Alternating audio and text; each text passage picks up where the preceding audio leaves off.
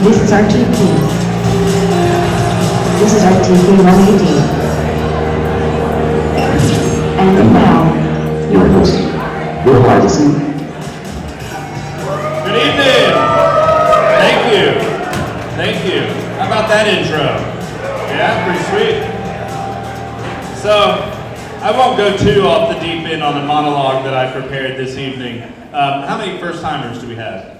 First-timers? Great. Okay, normally I kind of go into a little something, talk about my life, give you a little input. I've been doing this for like 3 years now, so some of you have gotten to know me. But I will say, we have gotten nuts with the cell phones. This has nothing to do with the topic at hand this evening.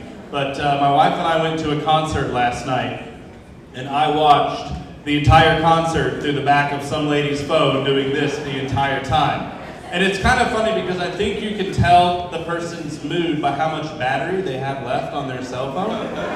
You ever notice that? Where it's like somebody's got a full charge, they're like 98%, baby, I'm good. And then like the 5%ers kind of like going around. But I want to know why none of y'all film this like a concert.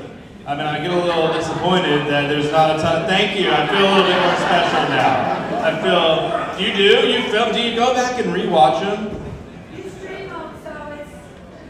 Yeah, save your, you know what? Save your arm. I literally, out the concert last night, there was these, men and women that are walking with giant biceps and triceps because they only work out one arm from holding the phone. That's got to be tiring the entire time. So anyway, like I said, that has no place anywhere for what we're talking about tonight, but I just kind of saw it and feel like y'all should have been there too, see it, so I will tell you about it. So welcome to RTP180. Yo, yeah, there we go. For those of you who have never been here before, we've been doing this for about 3 years, so not quite sure where you've been, but we've been here for 3 years. This is not my day job. My day job is I run a full-service marketing company. We do web design, video production, and marketing strategy. Just like the video that you saw, the intro video that was put together by our team. I do this for fun and for self-esteem. So this is always fun to come up, get a few laughs. People take, the videos, post them online, get a little kick out of that. So a few ground rules this evening. There we go. You are sitting in the frontier space. During the day from, I believe, 9 to 5, this is an open co-working space where you are more than welcome to plop down and work as long as you want to until 5 o'clock. Then they will kick you out. They have a lot of events here, like food truck rodeos, which happen every Friday, I believe from 11:30 to 1. 11? 11:30? 11? 11? Whenever they start cooking. 11? 30. 11:30. Y'all show up at 11? Sorry about you. Last time I told you there was going to be puppies. I don't believe there's going to be puppies tomorrow either. So totally fine, but show up, enjoy yourselves. There's a lot of other things that go on, so please check out rtp.org and sign up for the newsletter, get involved, come over, hang out, do a yoga class. You won't see me doing that, but enjoy yourselves. Take a photo of it, submit it, whatever you want to do.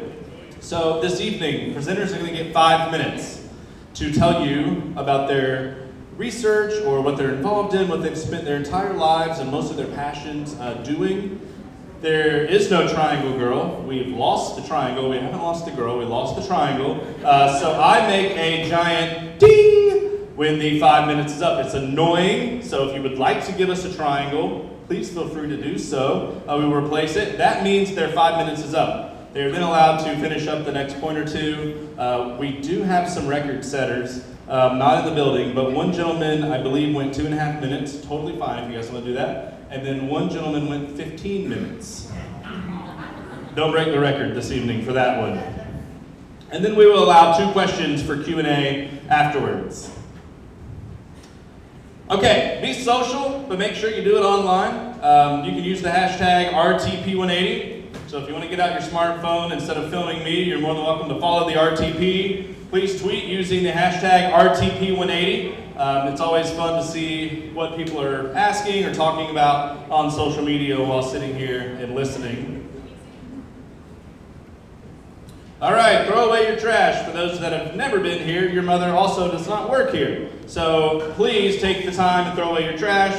RTP is very gracious to open up the space, do the event, provide the food, the beer, the speakers, everything. So please just be very nice and courteous and throw away the trash afterwards.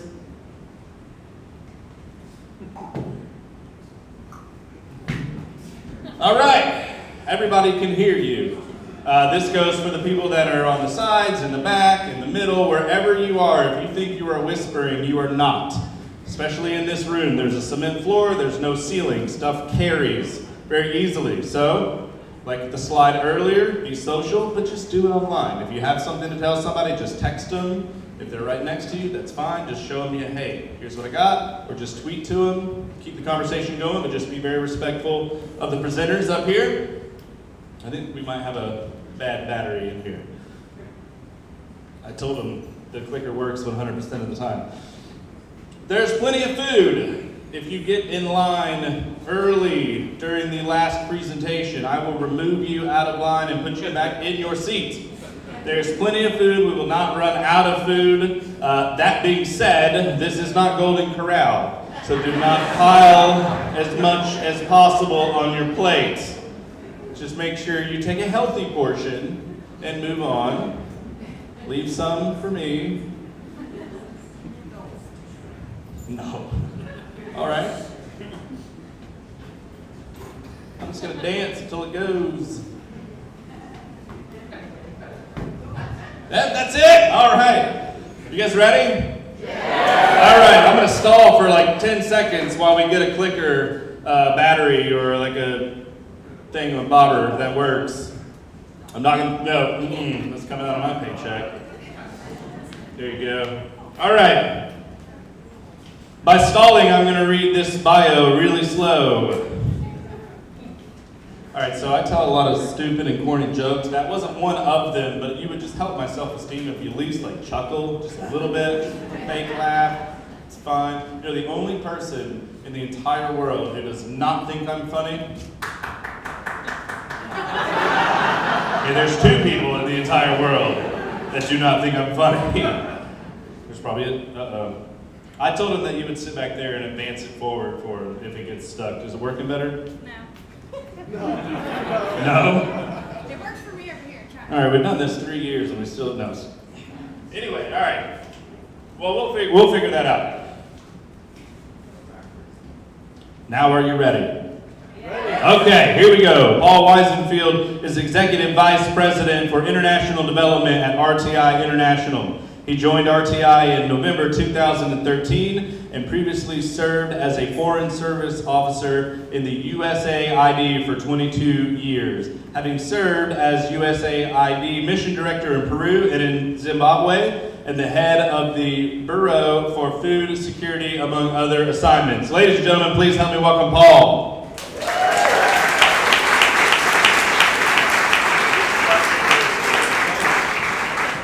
Thank you, Will, and good evening, everyone. It's great to be here. So I was asked to talk about international development, and I said, that's a big topic. How much time do I have? He said, 5 minutes. I said, whoa, okay, I'll see what I can do. But when I thought, what can I say in 5 minutes, I thought, kind of from a big picture perspective, what I think about what I've seen in international development is we're at a stage where I really think we have an opportunity to be bold and talk about transformational change, be bold in our aspirations and goals.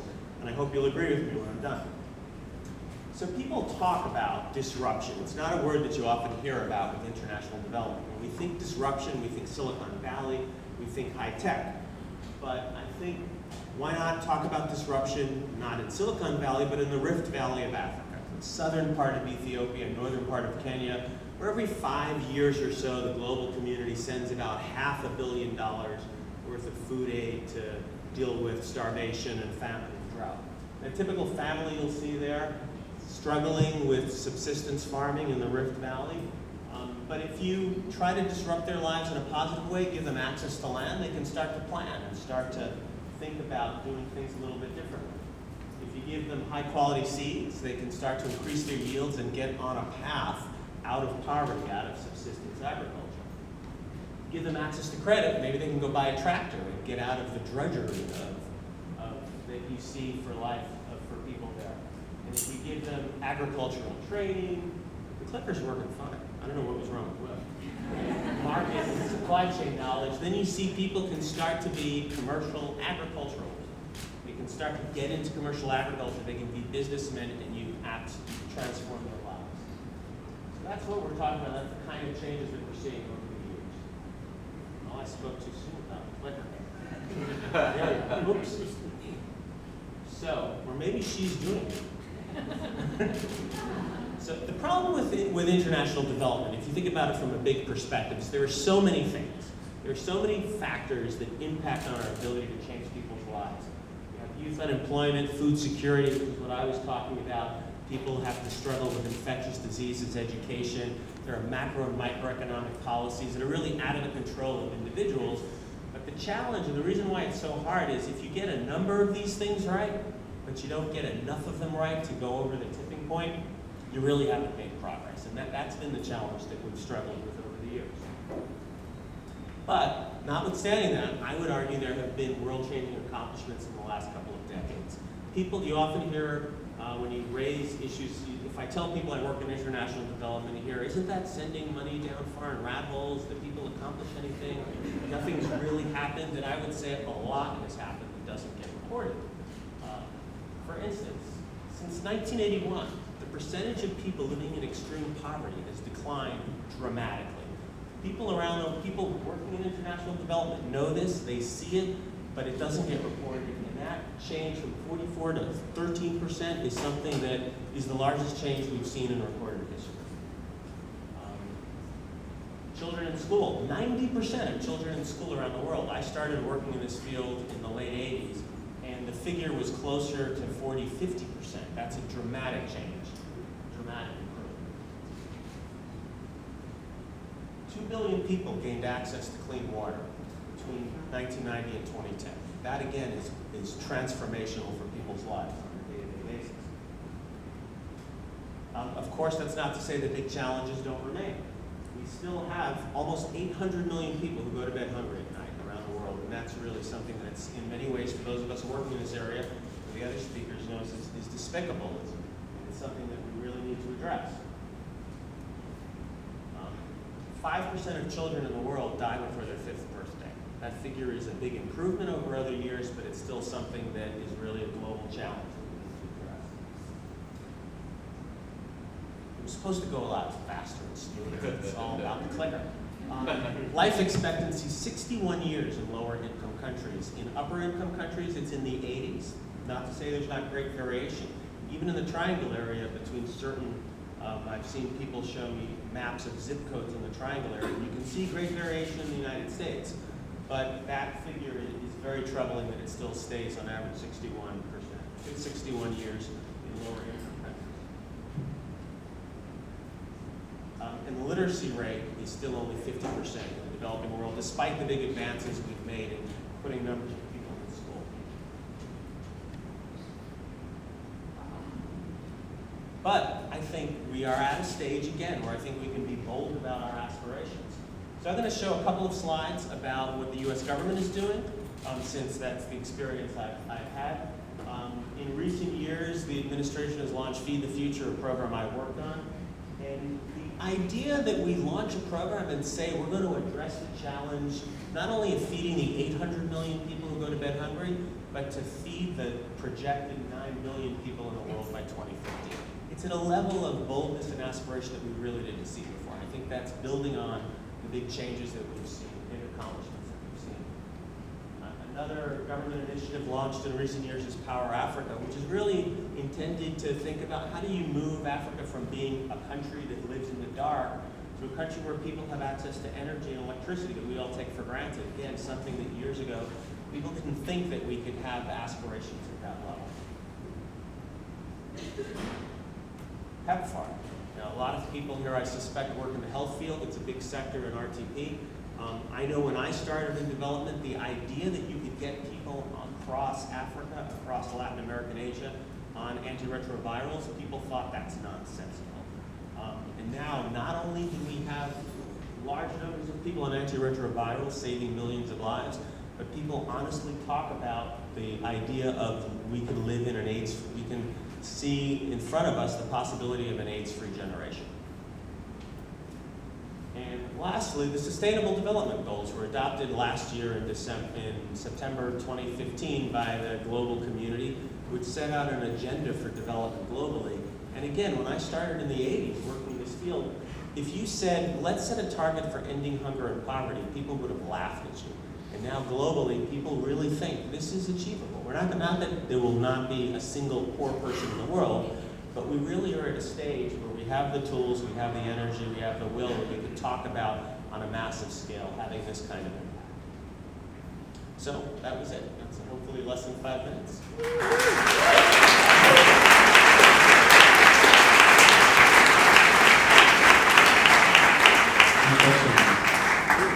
Right off the bat, 3 rows.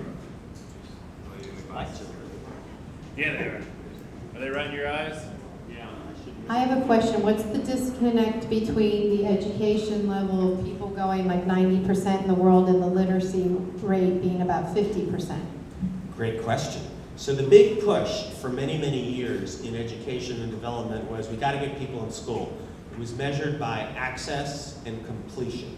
And a lot of what happens in development is measured by metrics. So at access rates, people would drill down and think within access, we really need to focus on gender balance because a lot of countries didn't have girls in school. I didn't see who asked the question, so you have girls in, you don't have many girls in school, so focus on access, getting people in school, make sure you have lots of girls in school, and then focus on completion rates.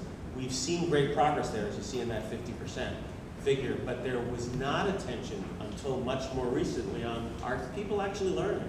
You know, the international community is spending a huge amount of money on getting people in school, and the biggest investment is not donor countries like us, it's developing countries themselves. They're spending the resources to get kids in school. They've been successful, but quality is an issue that's lagged behind. And the agenda for education, and where I work, RTI, we're very focused on the issue of educational qualities. How do you now put systems in place that have the right incentives, the right training, the right support so that teachers have the capacity and you get good educational outcomes? Does he need a microphone? Oh, you have it there. So would Sorry, I can't hear you.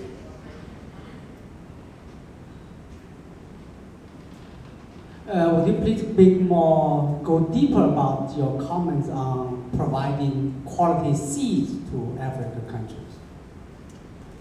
So, food, and Gene will talk about another aspect of food security and agriculture.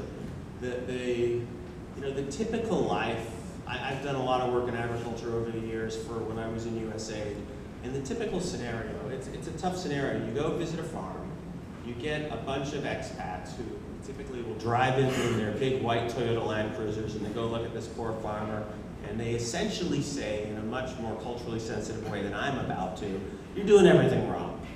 You're using the wrong seeds, you're not using the right amount of fertilizer, you're not planting in straight rows, you just need to change everything you're doing and do the watershed management this way. And then they get in their Land Cruisers and go away, they come back 2 weeks later and nothing's changed.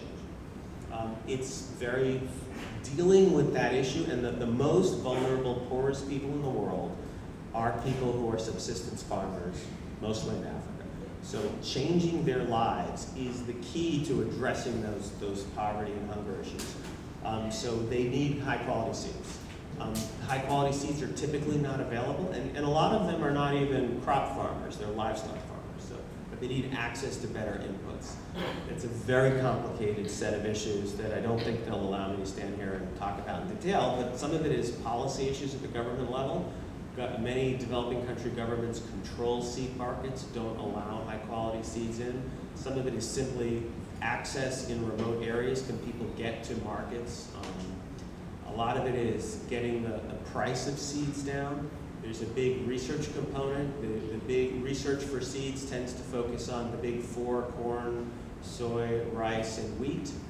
In a lot of these places in the Rift Valley in Africa, people are growing other crops. There's a need for research on the crops that they're growing. So it's a big challenge, but you need to get people access to better inputs. All right, Paul, thanks so much.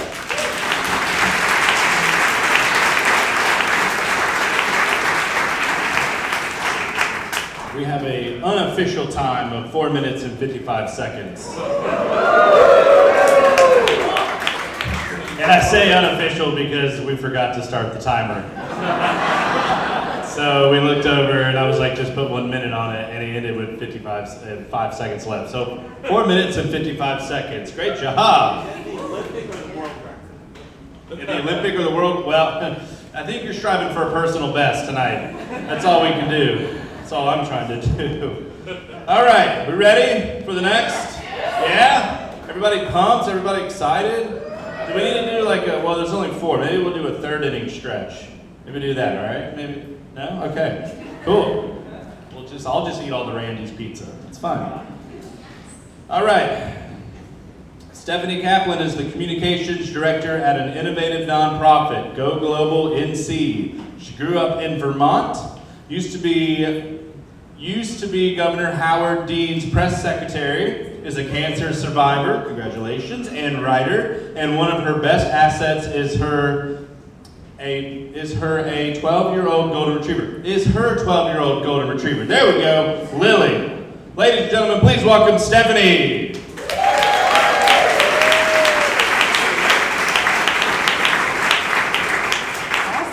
Thank you for that welcome. This is a very cool building with very cool people, and I'm happy to be here. I am going to see if the clicker works. Excellent. I'm going to talk to you about a program known as the Latino Initiative, and what comes from, our organization, as was just told to you, is called Go Global NC. We are right around the corner on Alexander Drive, and we are a nonprofit, very tiny. We have 12 people. Our mission is connecting North Carolina to the world and the world to North Carolina. We've been around for 35 years. Some of you may have known us as the Center for International Understanding. We are connected to the UNC system, not any one campus, but we report to the President's office with a very spacey dotted line, which is a good thing. We take ourselves and our mission pretty darn seriously. We work with adults. We've been to more than 18 countries for intensive immersion programs so that we can learn from other countries. Whatever our sector is, whatever our beliefs are, whatever our backgrounds are, our organization believes we can learn from other countries. We can't learn how to use the clicker. Oh, there we go. Okay. Whoa. I think there's one back.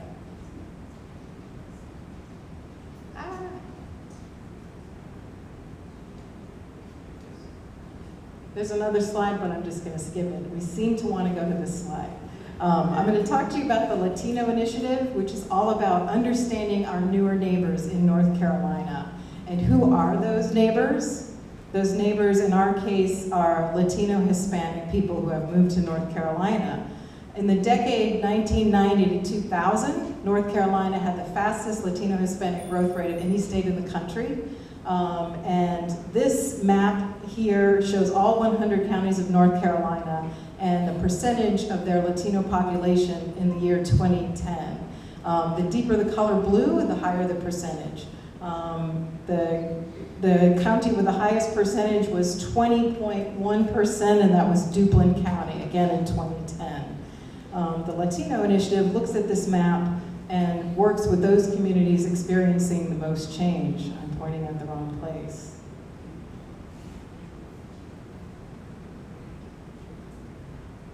Wow, that's not supposed to be there. Huh.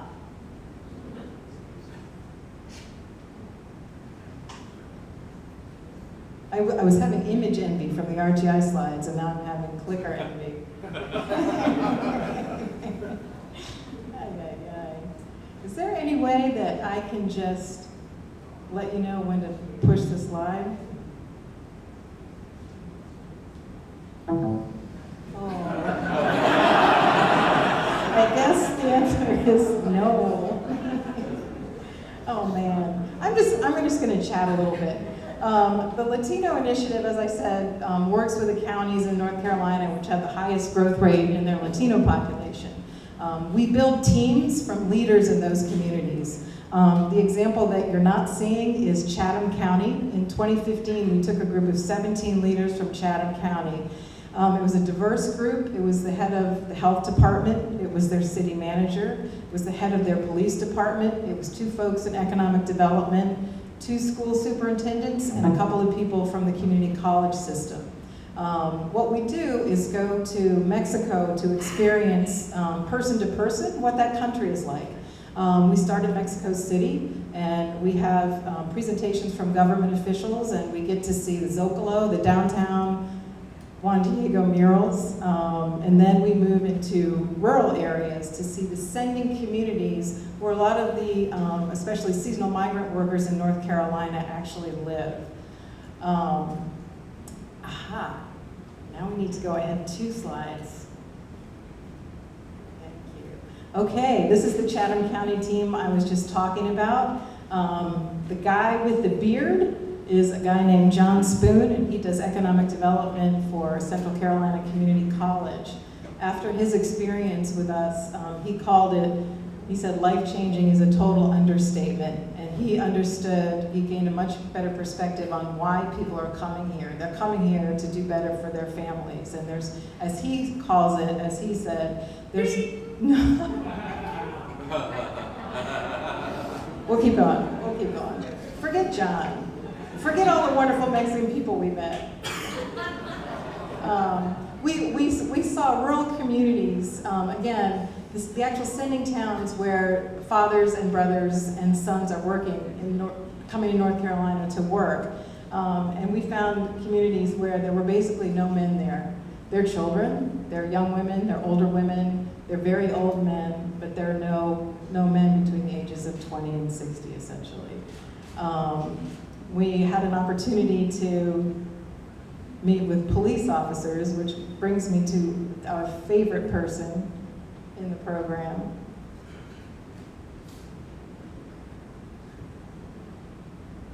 Okay, we're not going there. When we get back from Mexico, and this is a very abbreviated version of what we actually do, we do a follow-up and ask people, after your 7 days in Mexico, after studying about history and culture, what is your opinion of Mexican people? What words would you now use to describe them? And these are sticky notes from the Chatham County team. Determined, resilient, proud, happy, trusting. They are very strong and resilient.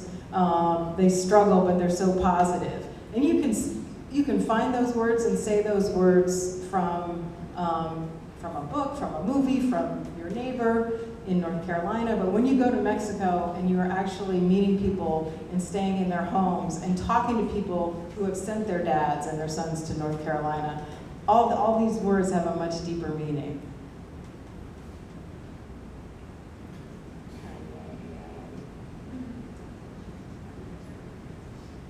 Okay, one more. This is Gary Tyson. He is the police chief for Siler City, which is in Chatham County. This man had never been out of the United States, and he took a leap of faith and came with us to Mexico about 11 months ago. And this guy had a notebook with him the whole time. He took notes at everything. He was a sponge. He was the perfect student. He did every activity. He just was a wire. He was an absolute wire. Even on the plane home, after a week-long journey, intense immersion, everyone's sound asleep, he's madly taking notes in his notebook. On day 3, we were at the General Hospital in Mexico City, and we were seeing a line snaked around the block because you just have to wait. You don't know if you're going to get health care that day. There's no such thing as an appointment. You just have to wait. And he pulled me out of line and he said, "We've been here 3 days. Have you seen a black person?" And he said, "For the first time, I get it. I get what it's like to show up and be a minority. I don't speak their language and I don't look like them. Now I understand." Fast forward, I won't say all the things I'm going to say. What Gary came away with was, he said he has a new definition for what the word courage means. And he, for the first time, is making a point to meet every single Latino Hispanic person in Siler City. And it's something he never would have done before. He has a big map of Mexico now in his office, and he makes a point of letting people know, I was in Guanajuato, where you're from. I've seen your town. And does that make a difference in community policing? You bet it does. And I'm way over. Thanks for listening to the Latino Initiative.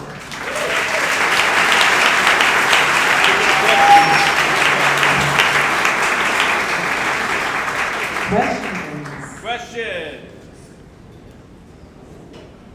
Right there, right on the right there.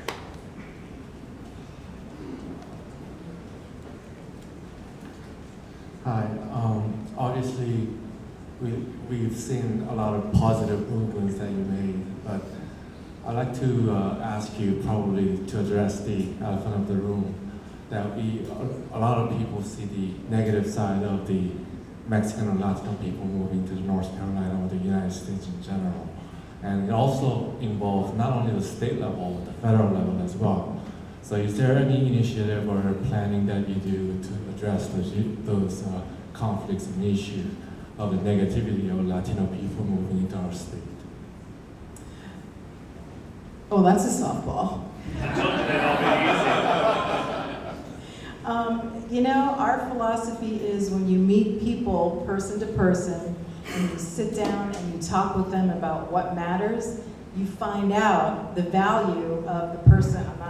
I'm not exactly sure, specifically what you're talking about, but the negative feelings that we have, the negative assumptions that we have, the stereotypes that we all hold, we believe it comes from fear. It comes from not knowing what, the unknown is a fearful thing for us. And what we're all about is building bridges so we can sit down and have the dialogue. We think there's better community policing if there's better dialogue. The more dialogue there is, the more cultural understanding, the better off we all are. Did you want to give me any more specifics, or? We think it happens one person at a time. Better relations through cultural understanding. One more. All the way back and left.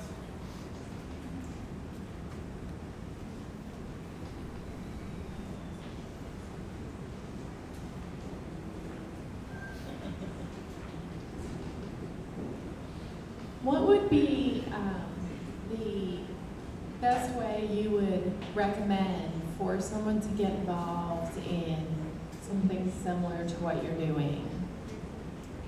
Sure. We love we have dozens and dozens and dozens of partners, and that can take any form. We're partnering with RTI on a technology project right now. We have volunteers who come in and help with our mailers. We're a nonprofit and we get about a third of our funding from the state. The other 2/3, every dime it takes to take people abroad, we raise. We write grants, we do fundraising. We can always use help in that regard. Do you want to write a blog post? We have a new website, GoGlobalNC.org. And it's just hungry to have multiple voices talk to us and talk about their sort of global success stories. North Carolina is very global, educationally, economically, socially, culturally, and we want to tell the positive stories because we think telling positive stories will help us get past whatever negativity is there. But see me afterward. I'm happy to talk to you more specifically.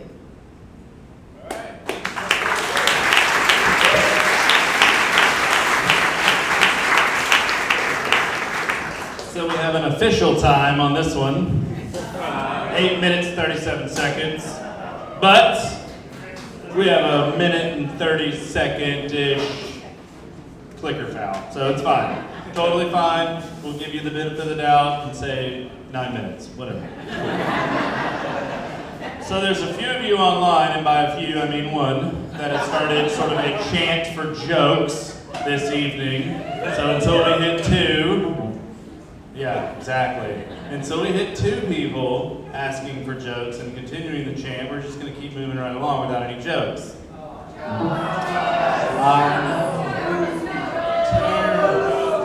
Awful. All right, fine. You twisted my arm while we're waiting for the power. Oh, it's back. Okay. Well, lucky you. You still get a joke. I've used this one before. I'm kind of running out, after 3 years of doing this. My sources are running low. I'm not eating enough Laffy Taffy lately.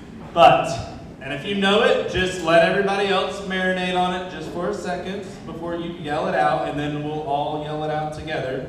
But what does a nosy pepper do? Think about it. Think about it. No one's from UNC, right? I can say it'll take y'all just a little bit longer, right? Last time I said that was the next speaker was from UNC. So you got to be careful. Read the bio before making any collegiate jokes. All right, everybody got it? What is it? It's jalapeno business. Okay, great. Thank you. One person. All right. Moving right along. Okay. Gene, you got to follow that. You okay with that? All right. Dr. Gene Restaino directs the Emerging Plant Diseases and Global Food Security Cluster at NC State. See, good thing I read that bio and I knew not to say NC State. A major focus of research is to understand the factors that contribute to disease emergence, including the epidemiology and population genetics of plant pathogens. Ladies and gentlemen, please help me welcome Dr. Gene Restaino.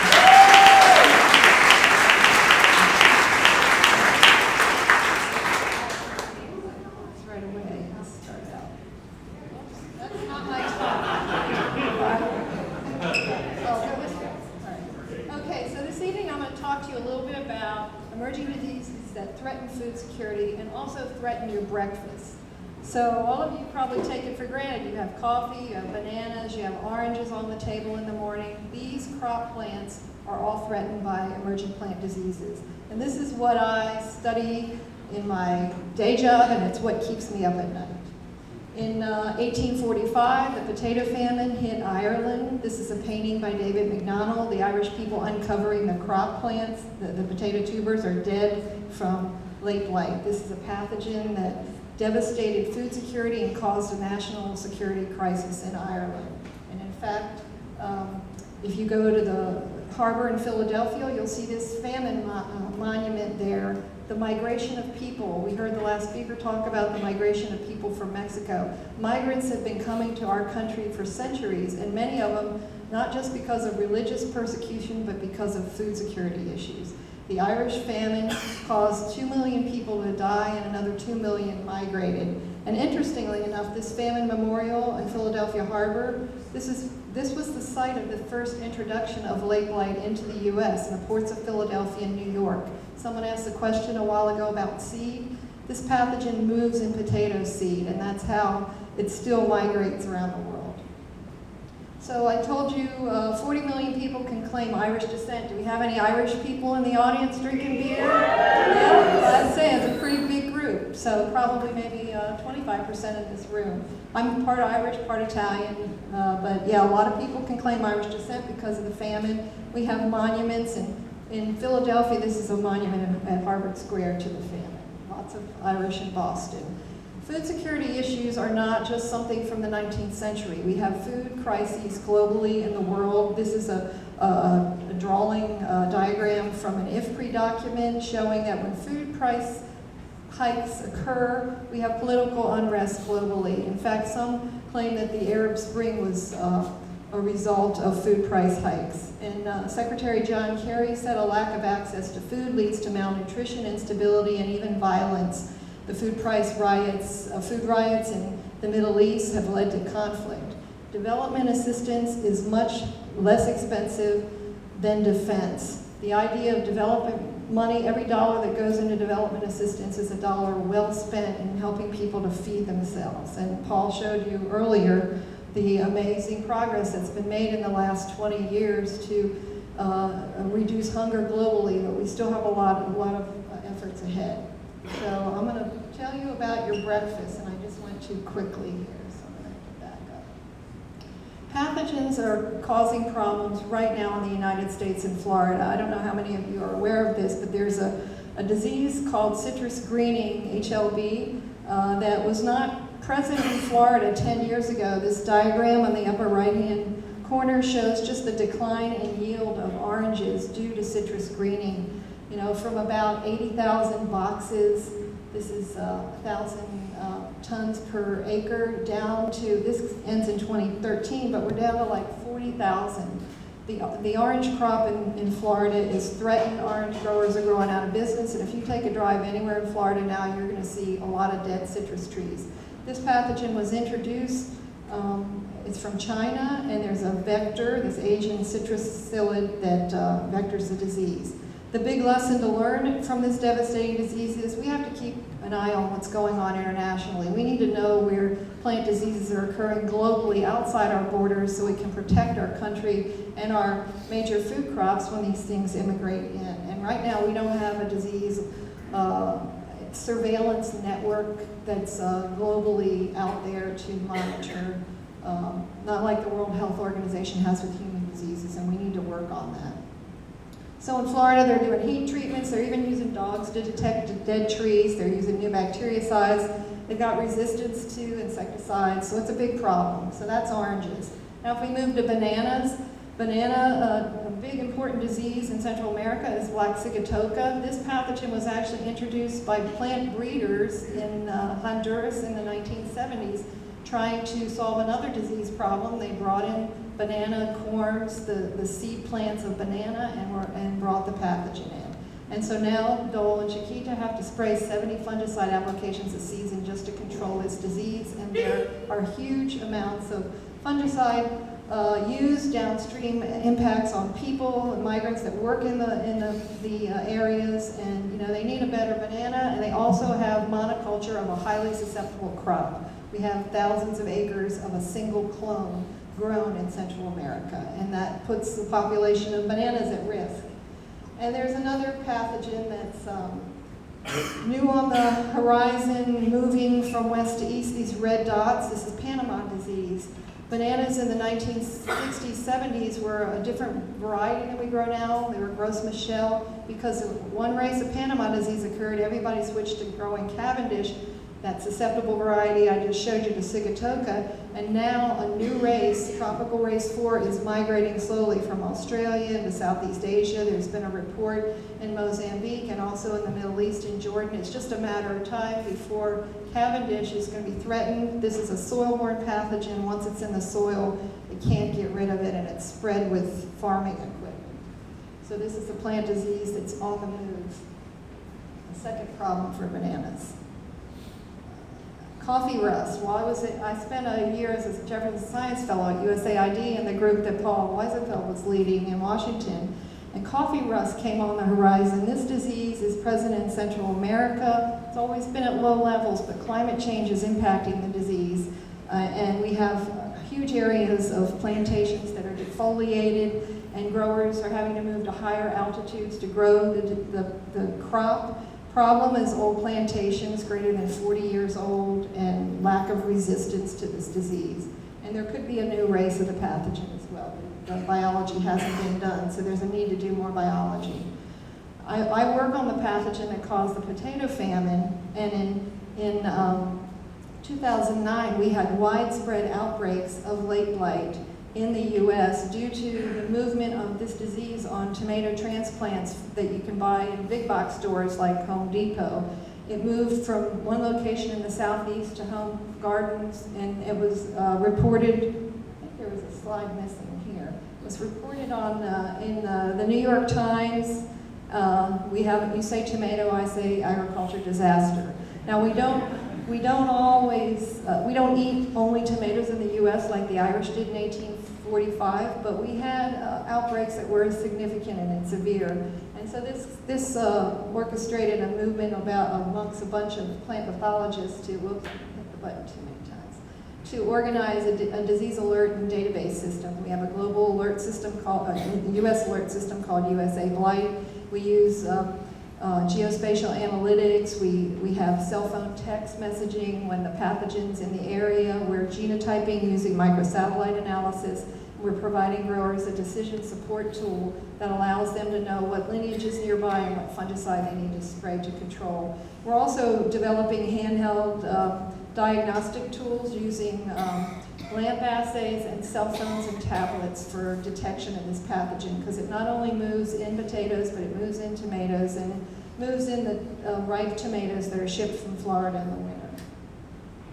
So I mentioned the need for disease alert and surveillance networks globally. Right now, we really don't have this for a lot of plant diseases, and a group of us at NC State, in conjunction with CABI and some other universities are trying to develop a kind of a dynamic network modeling system that uses citizen sciences for disease detection, data mining of social media and media scraping, weather data, historical disease outbreak data, and looking at trade networks and how pathogens move with trade and transportation.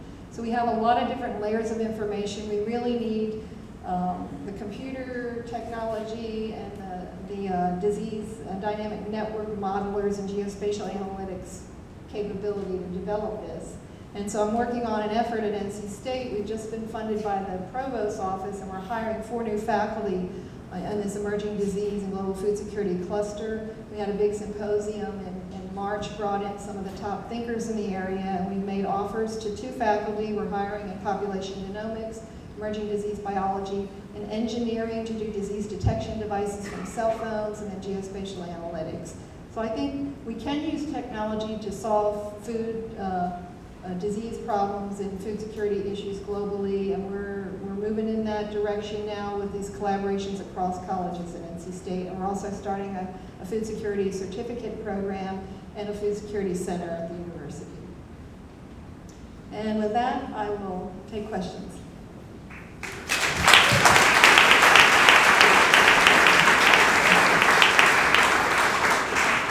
I'm going to steal one of the questions. Power holding the microphone. So bananas have had a rough history for cash crops in Latin America. Social impacts, now I'm learning about the ecological impacts of them. What, as a consumer of bananas, what should we look for? Is there any way that we can buy, what bananas should we buy that would combat this issue from the demand side? Well, if you're talking about sustainably grown bananas, I could tell you a little bit. I teach tropical plant pathology at NC State, take students abroad, study abroad for about the last 10 years. Earth University down in Costa Rica has a small banana plantation that's grown very differently than the bigger plantations, the commercial plantations. And they're using organic methods. They're using mulches in the plantations. Whole Foods actually sells those Earth bananas, and actually I work quite a bit with the bigger companies too. They're trying to develop resistant varieties, and potentially some of the new technologies like CRISPR technology that is being used out in the park, new non-transgenic methodologies for resistance, and also kind of creating new microbiomes in the plant to protect from invasion. That's kind of a whole biocontrol area that can be done. So there are ways we could potentially control some of these diseases using less pesticides, because the companies don't like having to spray so much. They have resistance, and so there's lots of opportunities. In fact, they're very interested in developing aerial detection devices so they know when to spray. So don't spray all the time, and only if the spores are there. So we can do aerial spore trapping. So we're working on all sorts of things like that. But if you want to buy organic bananas, you can do that in any store, or go to Whole Foods and get Earth Institute bananas that are sustainably grown. One more. Jake, oh, we got you in the middle there.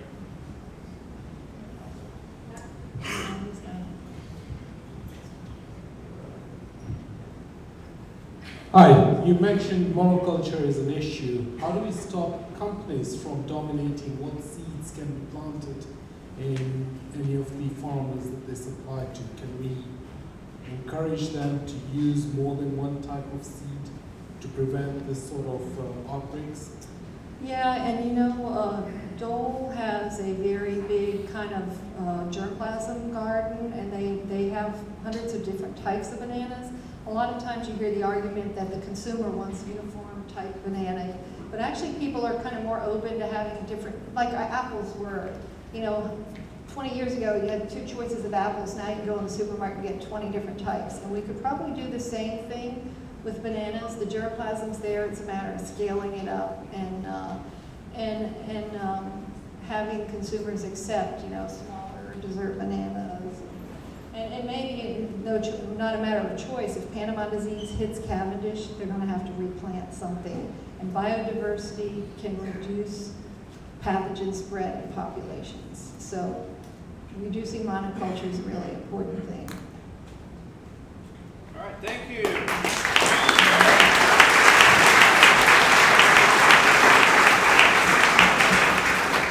So I hadn't planned on telling a banana joke, but since we're on the topic of bananas, why do bananas need lotion? Yeah, that's right, because they don't peel. All right. Here's the joke I was really going to tell. What is the sleepiest type of paper? Anybody? Yeah, the sleepiest type of paper. Napkin. That's right. Use it on your kids. It's totally fine. Credit this guy. Boo!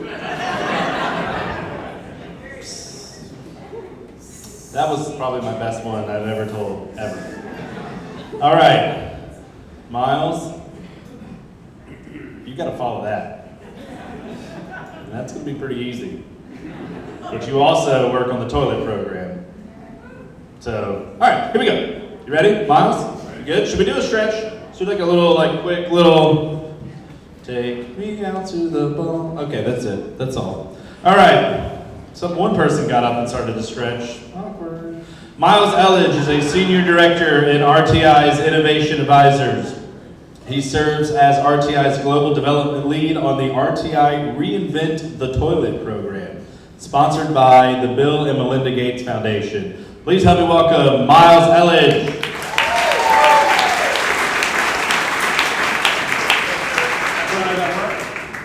We'll see. Can I get a wave? Can I get a squat? I have the envious position of standing in front of you before you get to food and to beer. And I'm going to talk dirty to you. I'm going to talk crap. I'm going to talk feces. All right? And I'm going to get some slides.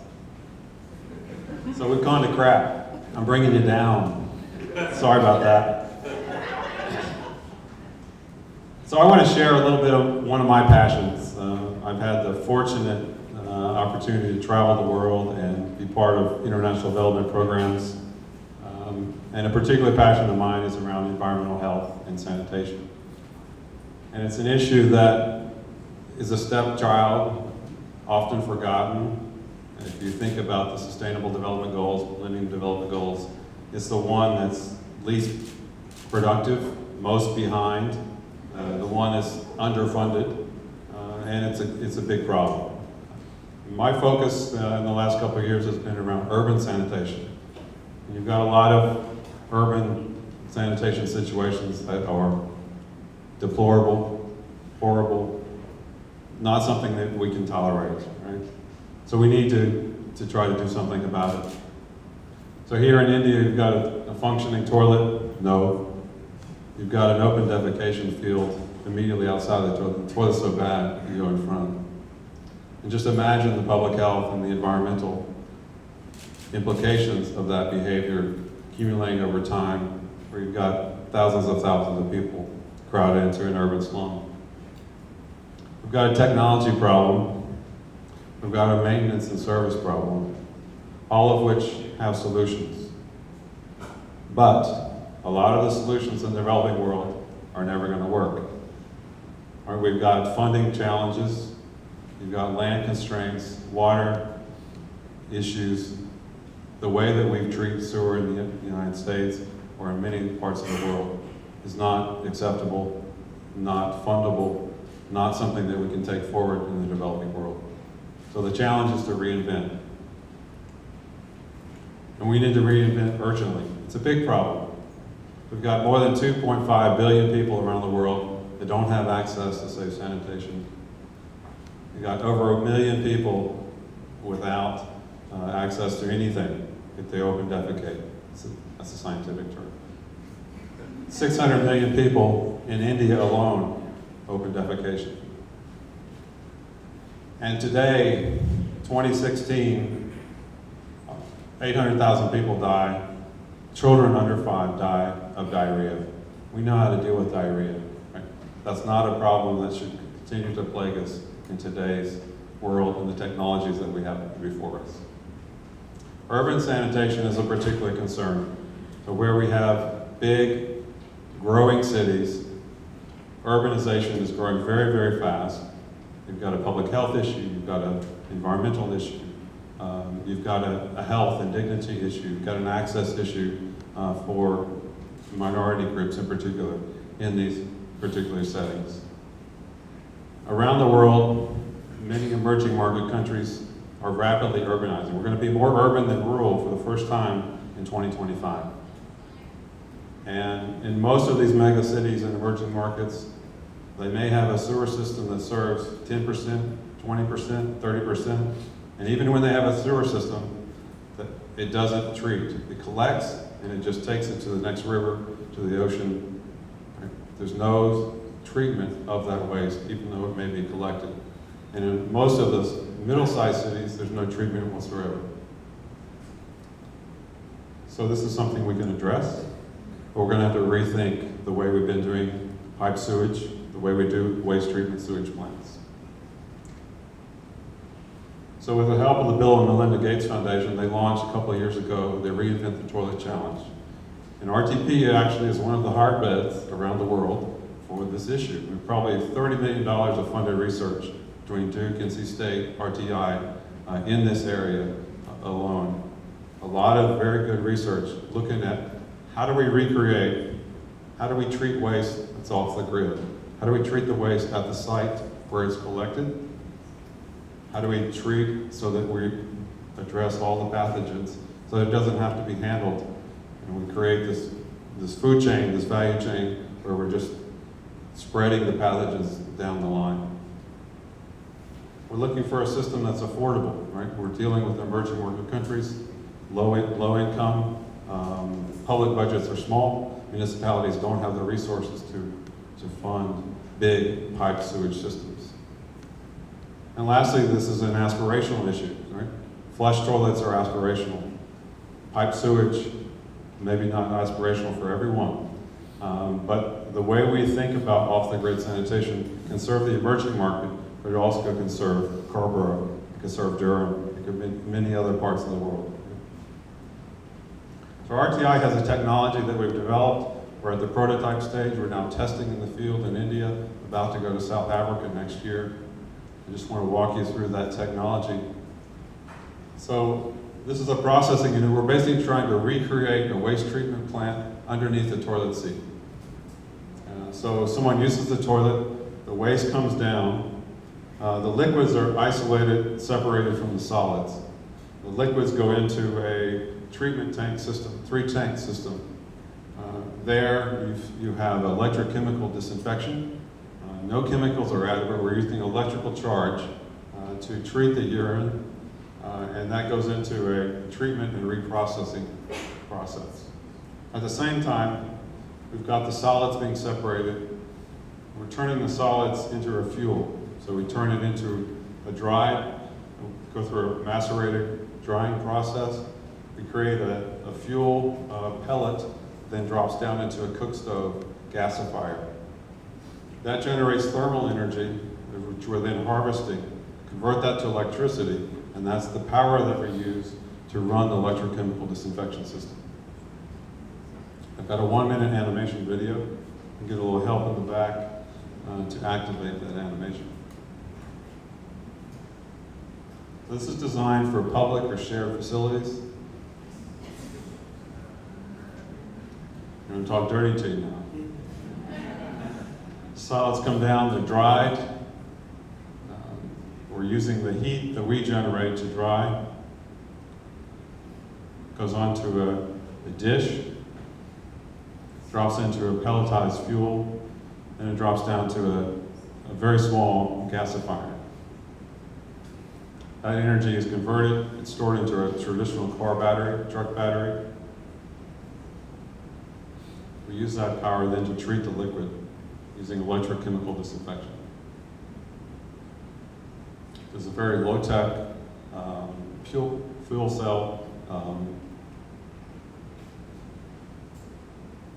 So the innovation here is less about the individual components, but it's the integration that we've been able to put this system and process together.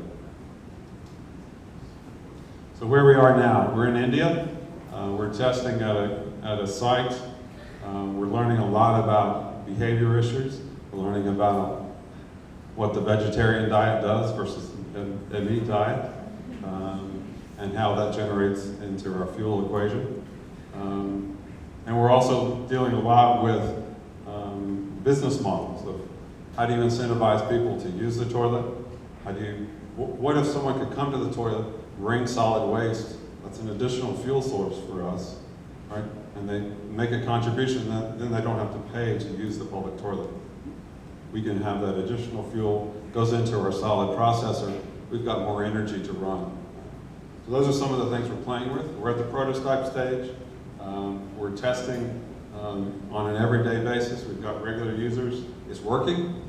We've got challenges with respect to how fast we can batch the solids and how quickly we can turn the energy fuel from the solid feces into fuel.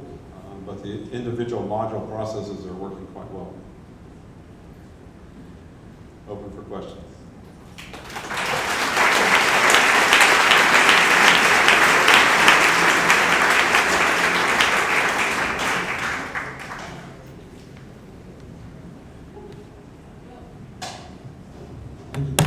What's the smallest that you could scale this down to that would be practical? I mean, for how many people? The current prototype is sized for 10 to 50 users per day, estimating that every user goes 2 to 3 times per day. It's not household scale because we need the solids in order to generate the fuel that we need to run the system. So we're looking at a public application, bus stops, train stations, airports, public markets, in communities as a shared public platform. Yeah, I guess a system like this, would it be more limited to a more urban environment? I guess if you try to scale this for maybe more rural areas, you might have more concerns with maintenance issues and just having those resources? That's correct. The Gates Foundation program is exclusively focused on urban because that's where if you will, the public health and environmental issues are the greatest, most urgency. So yes, we would have issues going rural in terms of low volumes of usage. So the higher volumes urban areas are where we're targeting with our early technology. All right, Miles, thanks so much. Thank you.